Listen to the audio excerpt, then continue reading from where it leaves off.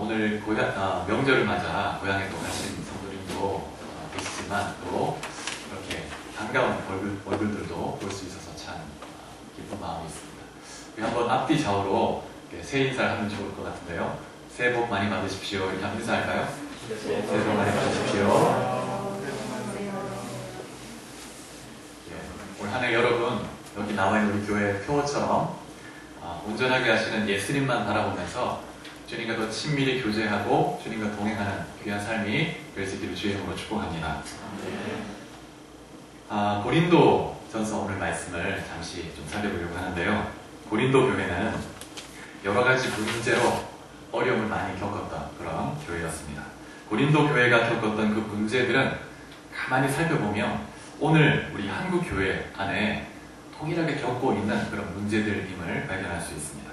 그런 의미에서 고린도전서는 우리에게 참 중요한 교훈을 주는 그런 책인데, 특별히 그 여러 가지 문제 중에서 오늘 이 시간에는 우상 제물과 관련해서 좀 말씀을 나누려고 합니다. 하나님께서 고린도 교회에 어떤 메시지를 주셨는지 살펴보면서 오늘 우리에게 주시는 주의 음성을 듣는 귀한 시간 될 수 있기를 주의 이름으로 축복합니다. 8장부터 10장까지는 한 주제를 다루고 있습니다. 우상 제물과 관련해서 교훈을 주고 있는데, 8장은 우상 제물을 먹는 것이 공동체 안에서 이 믿음이 연약한 자들에게 어떤 영향을 주는지에 대해서 다루고 있습니다. 그리고 9장에서는 자신이 가진 자유를 어떻게 사용해야 할지에 대해서 바울이 자신의 그 사도적 원리에 대한 예를 가지고 이렇게 설명해주고 있습니다. 10장에 보면 우상 제물을 먹는 것이 영적으로 어떤 의미가 있는지 이렇게 말씀해주고 있는데, 특별히 오늘 보면 10장에서는 이방 신전에서 제사 이후에 가지는 그 공식적 만찬이 있는데, 이 고린도라는 그 지역의 굉장히 일반적인 일이었는데요. 그렇게 그 만찬에 참여하는 것이 어떤 의미를 갖는지에 대해서 보여주고 있습니다. 오늘 본문을 잘 이해하기 위해서는 이 당시 고린도의 사회적 상황을 잘 이해하는 것이 필요한데, 먼저 이 고린도전서 8장 10절 말씀을 한번 이 앞에 말씀을 같이 한번 읽어보겠습니다. 시작. 지식 있는 내가 우상의 집에 앉아 먹는 것을 누구든지 보면 그 믿음이 약한 자들의 양심이 담력을 얻어 우상의 제물을 먹게 되지 않겠느냐. 우상의 집에 앉아서 우상 제물을 먹는 문제에 대해서 지금 바울이 다루고 있는데요. 당시 그리스 로마 사회의 일상적인 삶은 신전을 중심으로 이루어졌다고 해도 과언이 아닙니다. 그만큼 신전 제사와 연회는 그들의 삶에 정말 가까이 와 있었고 정말 일상의 삶이었습니다. 시장을 지나가다 보면 늘 우상을 가까이 볼 수 있었고 신전들이 여러 곳에 있었습니다. 그래서 신전 제사에 참여하지 않을지라도 그 신전에서 이루어지는 그런 신전 식사의 교제에 사회적인 어떤 교류를 위해서 많은 사람들이 참여하곤 했습니다. 그래서 기록을 보면 저녁 만찬이나 어떤 생일 파티도 이런 신전의 홀을 빌려서 이렇게 사람을 초대해서 같이 식사를 나누기도 했다고 합니다. 고린도 교회 성도들도 그러한 식사 자리에 초대되어서 우상에게 바쳐졌던 그런 제물을 그 신전 홀에서, 신전에 있는 그런 식당에서 같이 음식을 먹고 나누고 교제하고 했던 것입니다. 고린도 사람들은 이 신전 연회를 통해서 사회적으로 교류하고 또 어떤 신분을 유지하기도 하고 경제적인 교류도 이렇게 했었습니다.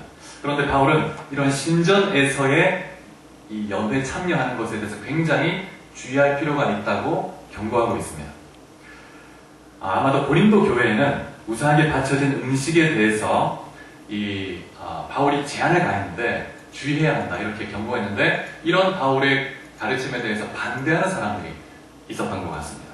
그래서 자신들이 자유가 있기 때문에 음식을 우상에게 바쳐졌든 바쳐지지 않았든 음식 먹는 자체가 나에게 어떤 도덕적으로 하나님 앞에 가까이 나가게 한다거나 또 가까이 가지 못하게 한다거나 이렇게 하지 못한다고 생각한 거예요. 그래서 그런 자유를 다른 사람을 생각하지 않고 사랑 없이 분별 없이 그냥 막 해버린 거예요. 그래서 비즈니스를 하는 사람들도 그 길드라고 하는 조합이 굉장히 그 소아시아 지역도 그렇고 이런 지역에 굉장히 일반화되어 있었는데, 그래서 항상 모임을 하면 신전에서 제사를 드리고 그 다음에 그 이후에 바쳐진 음식을 가지고 이제 식사하면서 교제를 하는 것입니다. 그래서 이러한 모임에 참여하지 않게 되면 사업적으로, 경제적으로도 불이익을 당할 수 있었던 것입니다. 그래서 당시에 쓰여진 것으로 보이는 문헌을 보면 이런 기록이 있습니다. 저와 함께 우리 주 세라피스의 식탁에서 식사하기 위해 당신을 초대합니다. 이런 그 초대장이 있습니다. 이 세라피스 신은 이집트 신과 그리스 신을 혼합해서 새롭게 만든 신입니다. 그래서 오시리스와 아피스 신을 합쳐놓은 것이라고 합니다. 이집트 신화에서 오시리스는 사후 세계를 그 심판을 주관하는 신으로 믿어졌고, 아피스는 황소 모양이죠. 풍요의 그런 신이었습니다.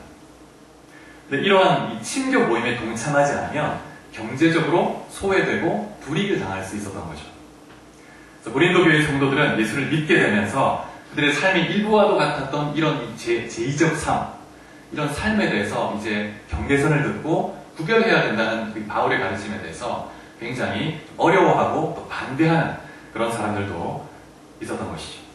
그래서 8장부터 10장에서 우상 제물과 관련돼서 기본적 전제는 뭐냐면, 음식 자체가 도덕적으로 어떤 더 선하거나 더 악하거나 하지 않다는 것입니다.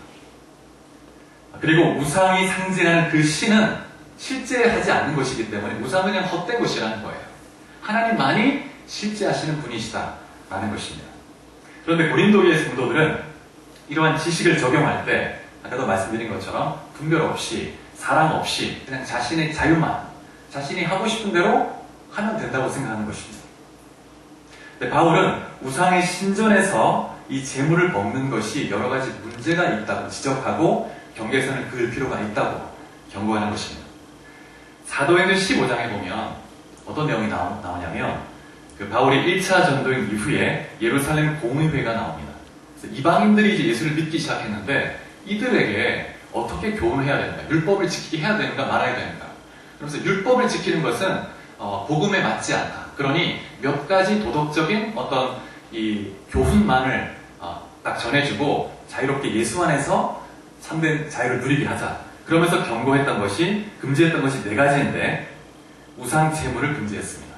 그리고 피와 목매어 죽인 것, 음행을 멀리하라고 경고했습니다. 사실 이 예루살렘 공의회는 바울의 권면보다 더 엄격한 것이었습니다. 우상 제물을 철저하게 그냥 먹지 말라고 권고한 거예요. 그래서 당시 문화에서 우상 제물에 대한 허용은 우상 숭배로 이어질 가능성이 있었습니다. 그래서 신전 제사에 대한 그런 어떤 구별됨이 없이 참여하게 되는 그런 문제가 있을 수 있었기 때문에 그래서 바울이 엄격히 제한했는데, 고린도 교회는 그런 경계선이 없었습니다. 요한계시록도 동일한 그런 문제를 지적하는데, 계시록 2장에 보면 두아디라 교회에 예수님이 주는 권면이 나오는데요. 말씀을 한번 읽어보겠습니다. 계시록 2장 20절 같이 읽어볼까요? 시작. 그러나 내게 책망할 일이 있노라. 자칭 선지자라 하는 여자 이세벨을 내가 용납함이니 그가 내 종들을 가르쳐 꿰어 행음하게 하고 우상의 재물을 먹게 하는도다. 이 말씀에 보면 예수님이 두아디라 교회를 책망하는 그런 장면을 볼 수가 있는데, 이세벨이라는 실제 이름인지 아니면 어떤 상징적인 구약의 이세벨 선지자의 이세벨이라는 그 여인의 이름을 가지고 와서 썼는지 알 수 없지만 이 여인의 유혹에 넘어가서 성도들이 우상의 재물을 먹었다는 거예요. 아마도 그런 우상 신전에 참여해서 교제하고 또 사업적 어떤 교류하는 그런 일들에 구분 없이 참여했던 것으로 보입니다. 특별히 이 두아디라는 이런 길드라는 조합이 굉장히 활성화된 도시 중에 하나였습니다. 그래서 이런 이 모임을 이제 참여하지 않는다고 하는 것은 이 성도들에게 있어서 굉장히 사업적으로, 경제적으로 어려움을 겪게 되는 것이었습니다. 그래서 선택을 했어야 됐죠. 근데 이세벨은 이 여인은 거짓 선지자인데 괜찮다고 얘기하는 거예요. 음식 자체가 우리를 하나님께 가까이 가지 못하게 한다거나 더 가까이 가게 한다거나 이런 것이 아니다. 너희가 삶을 영위해야 되지 않냐 해도 괜찮다고 말했고, 많은 성도들이 거기에 동화돼서 따라갔던 거예요. 예수님께서 엄격히 경고하고 있는 것을 볼 수가 있습니다. 이러한 타협주의자들에 대해서 주님이 이렇게 말씀하시는데 계시록 2장 22절 23절을 계속 읽어보겠습니다. 시작. 볼지어다 내가 그를 침상에 던질 터이요 또 그와 더불어 간음하는 자들도 만일 그의 행위를 회개하지 아니하면 큰 환난 가운데 던지고 또 내가 사망으로 그의 자녀를 죽이리니 모든 교회가 나는 사람의 뜻과 마음을 살피는 자인 줄 알지라. 내가 너희 각 사람의 행위대로 갚아주리라. 예수님께서 엄하게 경고하고 계십니다. 세상과 신앙 공동체 사이에 분명한 경계선이 필요합니다. 턱을 높게 해서 들어오지 못하게 하는 이런 의미가 아니라 정체성을 분명하게 세울 필요가 있다는 것입니다. 어떤 분명한 경계선은 분명한 정체성을 가지게 해주죠. 근데 이 경계선이 희미하면 정체성이 흐려지는 거예요. 그래서 세상 속에서 경계선이 없이 살아가게 되면 세상 속에 쉽게 동화되어버리는 것입니다. 세속화가 되는 거죠. 그래서 바울은 분명한 경계선을 설정함으로 교회를 거룩하게 구별하기를 원했던 것입니다. 오늘 우리의 삶에도 이 경계선은 참 중요합니다. 말씀의 명확한 기준 가운데서 세상과 내가 어떻게 다른지 또 우리의 삶의 방식에 있어서 어떻게 다르게 살아야 하는지에 대한 명확한 이 경계선이 존재하지 않으면 우리의 삶이 우리 자신의 정체성이 흐려질 수 있고 세상과의 경계선이 흐려지면서 도마되어 버릴 수 있습니다. 나도 모르는 사이에 세상과 내가 다르지가 않은 거예요. 그래서 우리 자신을 돌아볼 필요가 있습니다. 그래서 세상 사람들이 아니면 내 직장 동료들이 나를 볼 때 또 다른 사람을 볼 때 과연 그리스도인으로서 무엇이 다른가 이것을 볼 수 있어야 되죠. 볼 수 없다면 그리스도인이라고 할 수가 없는 거예요. 정체성이 희미한 거예요. 세상 사람과 똑같은 거예요. 마음으로만 나는 예수를 믿는다고 말하는 것이 무슨 의미가 있습니까? 삶에 전혀 다른 점이 없는데. 그래서 오늘 본문 초도에 보면 바울이 직접적으로 경고를 하는데 우상 숭배를 피하라 이렇게 말씀합니다. 15절에 보면 바울이 성도들에게 자신의 이르는 말을 잘 판단해 보라고 하면서 여러 가지 예를 드는데 16절, 17절에 보면 성찬을 예를 듭니다. 성찬. 16절에 보면 성도가 성찬에 참여하는 것이 어떤 의미인지를 보여주는데 예수 그리스도의 몸과 피에 참여함으로 그리스도와 연합되는 의미를 갖습니다. 그래서 이 떡과 잔을 먹음으로 그리스도에게 동참하는 거예요. 참여하는 의미가 있다는 것입니다. 우상 제물을 먹는다는 것은 귀신과 연합되고 귀신과 교제하는 의미를 갖는다는 거예요. 그래서 성도가 그리스도와 가지는 이 연합의 관계는 배타적인 관계죠. 그 누구와도 같이 갈 수 없는 그리스도가 최우선 순위의 관계에 연합된 관계를 의미합니다. 그래서 이런 관계는 결혼에 비유할 수 있죠. 그래서 8장 4절로 6절에 보면 바울은 우상은 아무것도 아니고 많은 신들이 존재한다고 하지만 다 헛된 것이고 오직 하나님만 살아계신 분이다. 나머지는 모두 다 거짓된 것이고 헛된 것이고 사실 우상의 배후에는 귀신이 존재한다는 거예요. 오늘 보면 19절로 20절에 보면 바울이 우상에게 제사하는 것이 무엇인지 보여주는데 우상에게 제사하는 것은 귀신에게 하는 것이고 귀신과 교제하는 것이다. 명확하게 이야기하고 있습니다. 그래서 이 이방 신전에서 우상 제물을 먹는 것은 그 제물이 바쳐진 신과 연합하는 것인데 신은 실제하지 않은 것이기 때문에 그 배후에는 귀신과 교제하는 것이라는 것입니다. 그래서 바울이 이방 신전에서 연회에 참여하는 것은 있을 수 없다고. 나는 너희가 귀신과 교제하는 자들이 되기 원치 않는다. 경고하고 있습니다. 그래서 그리스도인으로 이제 변화되었고 이제 구별된 자로 살아가야 하는데 이방 신전에 여전히 드나드는 것은 믿음이 연약한 성도들에게도 오해를 불러일으킬 수 있고 그런 것이 괜찮구나 라고 하면서 지속적으로 우상 숭배에 이렇게 굉장히 우상 숭배에 빠질 수 있는 위험성을 줄 수가 있는 것이죠. 그래서 10장 6절부터 11절에 보면 구약 성경의 예를 들고 있는데 출애굽한 이스라엘 백성들이 이 우상 숭배라는 이 문제 때문에 얼마나 큰 하나님의 심판을 받았는지 여러 가지 예를 보여주고 있습니다. 그래서 8절에 보면 어떤 사람들이 음행하다가 하루에 23,000명이 죽기도 했다고 말씀하고 있습니다. 이 말씀은 이제 모압 평지에서 미디안 족속들의 그 유혹을 받아서 이제 이 우상을 섬김으로 말미암아 하나님의 심판을 받았던 그 장면을 이야기하는 것입니다. 그래서 바울은 이스라엘의 예를 통해서 우상 숭배하지 말 것, 음행하지 말 것, 또 하나님을 시험하지 말 것에 대해서 권면해 주고 있습니다. 이스라엘의 죄악들은 모두 고린도 교회 안에서 그대로 반복되고 있는 그런 죄악들이었죠. 그래서 이런 죄악 가운데 머물 때 이스라엘을 광야에서 하나님이 멸하신 것처럼 너희도 하나님의 진노의 심판을 받을 수 있다고 경고하고 있는 것입니다. 그래서 바울은 12절에 보면 이렇게 말합니다. 선줄로 생각하는 자는 넘어질까 조심하라. 선줄로 생각하는 자. 나는 이미 세례받았고 구원받았으니까 그냥 자유롭게 마음껏 내 자유를 가지고 그냥 살아가면 된다. 그렇게 말하고 있지 않습니다. 정말 구원을 받은 자라면 구별됨에 거룩함의 열매가 따라온다는 거예요.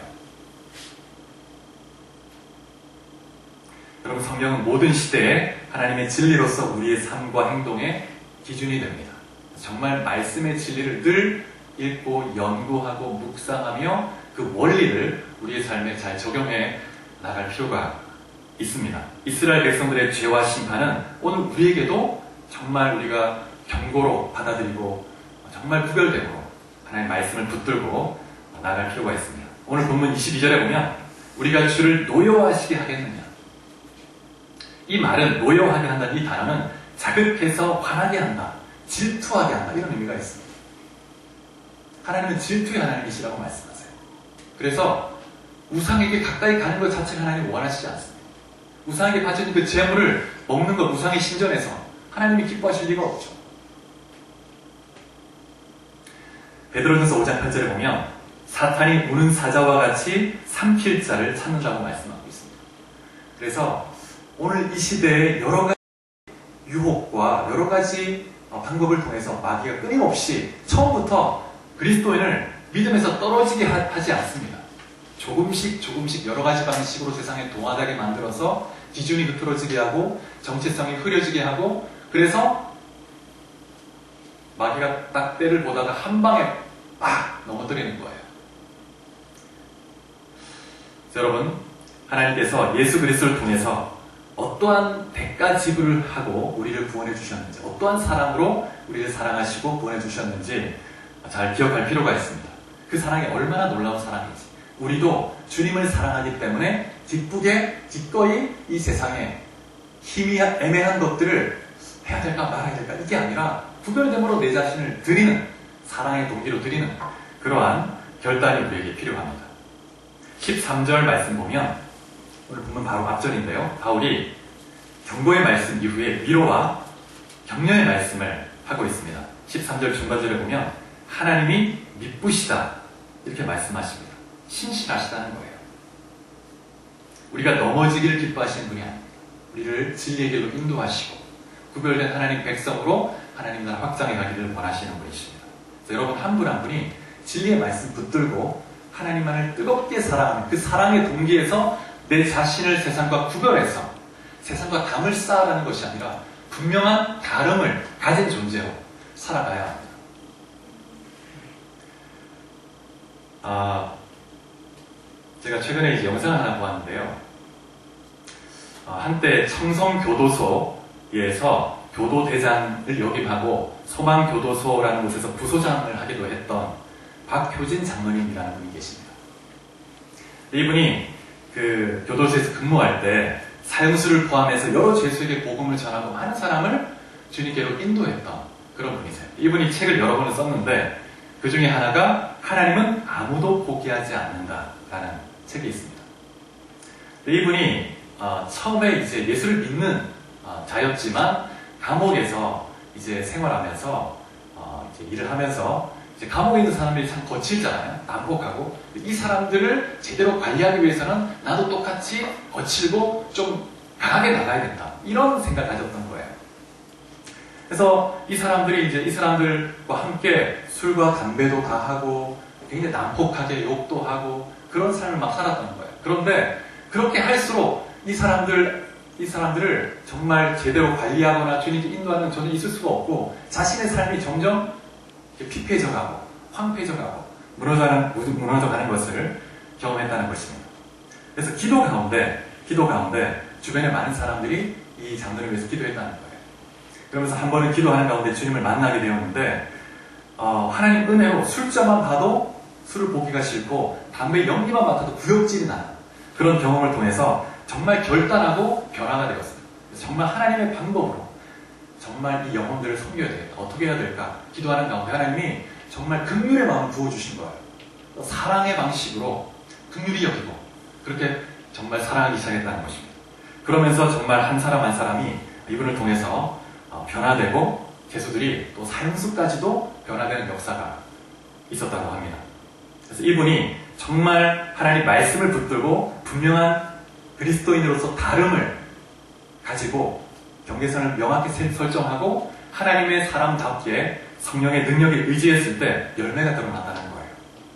그래서 경계선 없이 그냥 세상적 방식으로 나갔을 때는 자신의 삶만 망가지는 거예요. 자신의 심령만. 근데 이분이 간증을 하는데 제사에 대해서 간증하는 것이 있습니다. 이 부분에 대해서 좀 이렇게 말씀을 좀 나누고 기도하기를 원하는데요. 이분이 변화되고 나서 이제 철야 기도를 하고 동력자와 함께 늦게까지 기도하다가 집으로 돌아가고 있는데 한 마을을 지나가게 될 거는 거예요. 한 마을을 지나가고 있는데 근데 새벽인데 1시가 넘은 시간인데 막 역겨운 냄새가 그렇게 썩은 냄새 같은 그 역겨운 냄새가 막 나는데 이 옆에 있는 그 동력자도 같이 냄새를 맡은 거예요. 그래서 이 냄새가 어디서 나나 마을로 들어갔죠. 들어가서 이제 냄새를 따라가다 보니까 한 집에 불이 환하게 켜져 있는 거예요. 켜져 있는데 그 집에 보니까 제사를 드리고 있는 거예요. 그래서 그 집에 이제 이렇게 조용히 뒤에 가서 이렇게 앉아서 보게 됐는데, 근데 하나님이 이분의 간증에 의하면 이분의 영의 눈이 열린 거예요. 근데 그 제사상이 있고 그 이제 사진이 이제 딱 영정 사진이 두 개가 올려져 있는 거죠. 그런데 그곳에 그 영정 사진에 있는 그 영혼은 볼 수가 없었다는 거예요. 근데 이 사람의 이 장로님 눈에 보였던 것은 뭐냐면 수백 마리의 그런 귀신이 제사상 아래 위에 이 천장에 막 온통 가득했다는 거죠. 그러면서 막 이렇게 제사상 위에 아래 위로 이렇게 막 올라왔다 내려왔다 하기도 하고 제사 음식 밟기도 하고 그러면서 그 사람들의 입에 막 들어왔다 나갔다 몸에 들어갔다 나왔다 하고 이렇게 했다는 거예요. 이분의 간증에 의하면 그렇습니다. 그러면서 정말 이 제사상에서 이렇게 제사를 드리는 것의 실체가 어떤 것인지 귀신이 어떤 면에서 이 명절만 되면 우리나라는 온통 귀신이 축제가 벌어진 날이라고 할 수 있습니다. 귀신이 분명히 실제하고 그리고 이러한 방식을 통해서 이 영혼들을 하나님께 나가지 못하게 자신을 경배하게 만드는 거예요. 그래서 이때 이제 이 장면을 보게 되면서 이분이 그 내면에 정말 영적 실체가 이전까지는 이분이 이렇게 생각했다는 거예요. 이 귀신은 그냥 추상적인 어떤 개념으로 생각했다는 거예요. 근데 악한 영이 정말 존재하는 것이구나. 정말 이후에 정말 별단하고 더 구별된 그런 삶을 살기 위해서 애썼다고 합니다. 여러분, 귀신이 분명히 존재하고 그러나 그 귀신은 예수 그리스도의 십자가 위에서 완전히 다 패하고 파쇄된 그런 존재이죠. 우리가 예수 그리스도의 이름을 믿고 따를 때 그리스도의 승리는 우리의 승리가 됩니다. 그래서 두려워할 것이 없죠. 그래서 우리가 우상 제물을 먹는 것은 이 제사를 드리는 것은 그리스도와 이 귀신과 연합하는 것이 됩니다. 그래서 주님 앞에 하나님 백성들은 그런 것을 하면 정말 주님이 아파하시는 것이죠. 그래서 여러분 한 분 한 분이 이 명절에 우리 그리스도인의 정체성 어떤 것인지 하나님 우리를 얼마나 사랑하셨는지 어떤 대가를 지불하셨는지 기억하고 내가 그리스도인으로 어떤 결단을 하고 어떤 사랑으로 하나님 앞에 나가야 할지 다시 한번 결단하게 되는 여러분들 되시길 주의 이름으로 축복합니다. 말씀을 맺겠습니다. 이 세상을 살아갈 때 여러분 한 분 한 분이 빛과 소금이 되고 명확한 그리스도의 제자의 정체성을 가지고 주의 나라 확장하는 도구로 다 쓰임받을 수 있기를 축복합니다. 그래서 이번 명절 가운데 온 가족이 함께 주 앞에 예배하며 하나님을 영화롭게 하고 그리스도와 여러분 한 분 한 분이 또 온 가족이 더 깊이 연합되는 그런 명절이 될 수 있기를 주의 이름으로 축복합니다. 우리 같이 기도하겠습니다.